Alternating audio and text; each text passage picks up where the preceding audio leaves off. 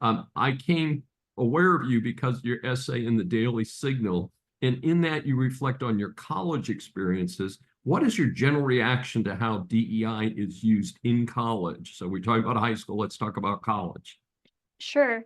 I think just like in high school, it does a grave disservice to hardworking students, staff, faculty who work really hard for their research and their credentials.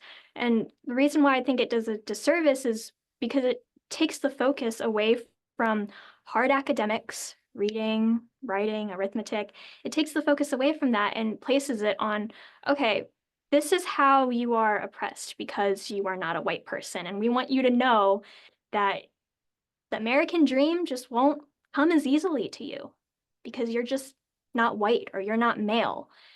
And that's ridiculous. That's a lie. And we should be empowering students with the truth and with our true history, with hardcore academics that get at the facts, that aren't so emotionally driven and don't pander to identity politics. And so I've been in these classrooms with students who have just shamelessly said to me, just like my high school teacher in a way, you know, Asian Americans today would be nowhere without Black people. I don't say anything. The professor doesn't say anything. Some people might chuckle, but they don't ask him or her to elaborate. They don't ask for the facts, and it's just kind of become this norm. Like you don't speak out about that.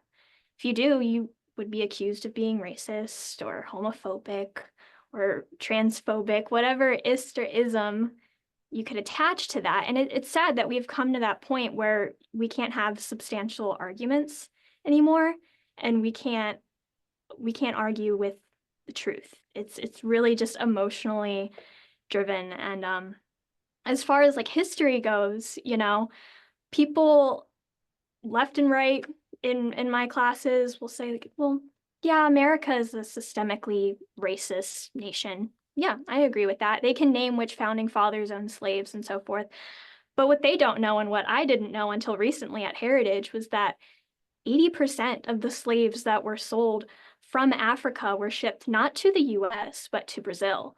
And it really, I'm not saying that to whitewash history or anything. I'm saying that because it gives you a fuller picture and a fuller context of what the world was like at that time. It wasn't just America.